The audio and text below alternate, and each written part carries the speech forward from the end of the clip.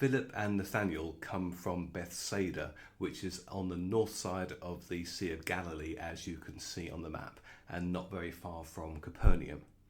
So Simon, who becomes Peter, and his brother Andrew both come from Bethsaida as well.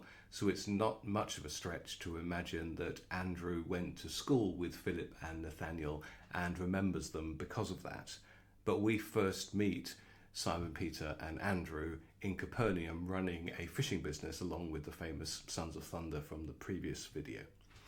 The direction in terms of geography where all this is heading is to a place called Caesarea Philippi on their way to Syria. And there's a nervousness in the chosen at this point because they're in the Judean wilderness and they're heading towards places where Judaism isn't the prominent religion. In fact, they can be quite dangerous places for a Jewish rabbi to be. Caesarea Philippi eventually becomes a major part of Simon Peter's story, and that's a story for another time.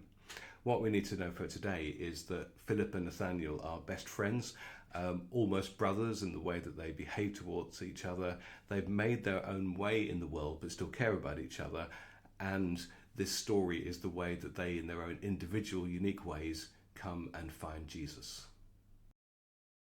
By the way, just to confuse you, Nathaniel is called Bartholomew in some of the other gospel stories, but they're definitely the same person, one of the disciples of Jesus Christ. Now let's hear word for word from the Bible the story of Philip and Nathaniel.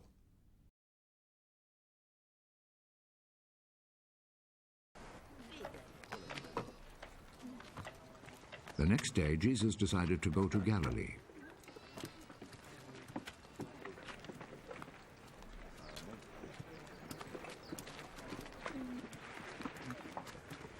He found Philip.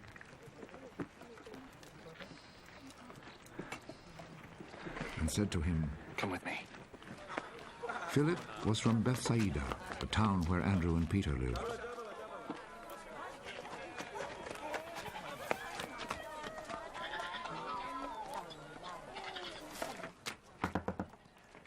Philip found Nathanael.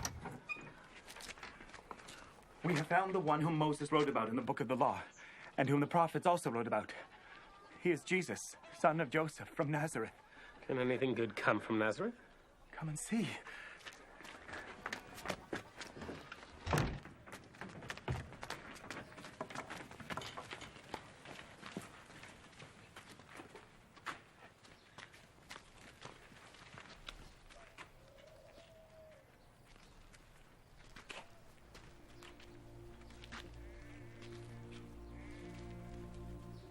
When Jesus saw Nathanael coming to him, he said about him, "Here is a real Israelite."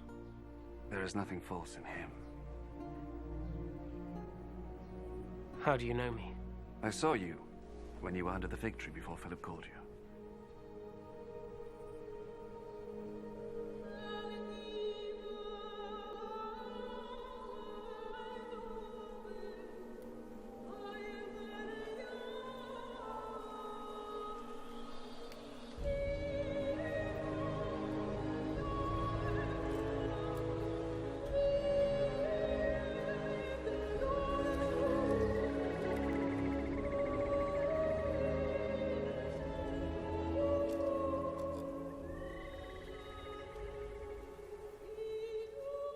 Teacher, you are the Son of God. You are the King of Israel. Do you believe just because I told you I saw you when you were under the fig tree? You will see much greater things than this. I am telling you the truth.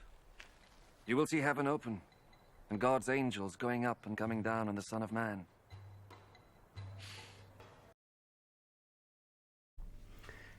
In Jesus' conversation with Nathanael, there are two very interesting references to Jacob from the Old Testament. So Jacob was Abraham's grandson. He had a twin brother called Esau, but Esau came out first, and so he was to inherit everything, including the promises that God made to Abraham about being the leader of a great nation. But Jacob contrived with his mum to trick his father when he was very old and couldn't see properly into being given the birthright. If you see in the picture, because Jacob had smooth skin but Esau had very hairy skin, Jacob put some animal skin on his arms, and his mum cooked a favourite dish for him to give to his father. The result was that he was given the birthright, and it was too late for Esau. But Esau was so angry, as was his dad, that Jacob had to run for his life because Esau was literally going to kill him. And then in the middle of nowhere, probably not very far from the place where this story is happening, God wrestles in a dream with Jacob until his heart is changed. And once that has happened, he is given a new name or a new nickname, and that name is Israel. So when Jesus looks at Nathaniel, what he sees is the opposite of how Jacob started, but what Jacob instead became. He said, in Nathaniel, there is no deceitful heart. He is a really, really good guy, is what Jesus is saying, no matter what has happened or how he perceives himself. And this might be very important for the conversation about what happened under the fig tree.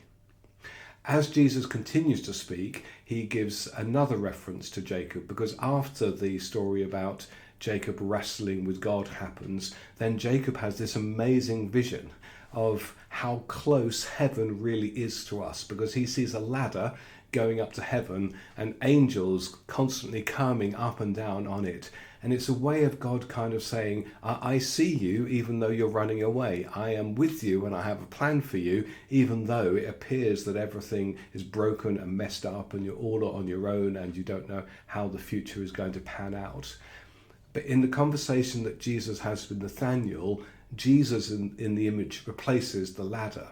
He tells Nathaniel, you're going to see these angels coming up and down from heaven. You're going to realize quite how close God really is to us, how close heaven where God resides is. But I am the one that enables the angels to go up and down.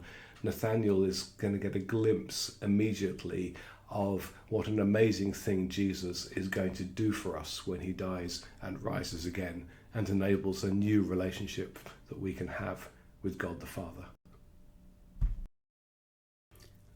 The most remarkable thing about Philip is a bit like the most remarkable thing about Simon, Andrew, James and John, in that Jesus said, follow me, and they just did. The idea from the chosen that Philip had been a disciple of John the Baptist and had been sent to find Jesus would make a lot of sense, given that he simply sees who Jesus is and instantly follows him. But there's one other little detail that's really important about Philip, in that he copied his friend Andrew in the thing of going to people and saying, let me introduce you to Jesus, and then allowing all the transformation and the salvation and the redemption work by Jesus talking to the person that he'd introduced. So Philip is somebody else who just draws other people to Jesus and lets Jesus do the important work.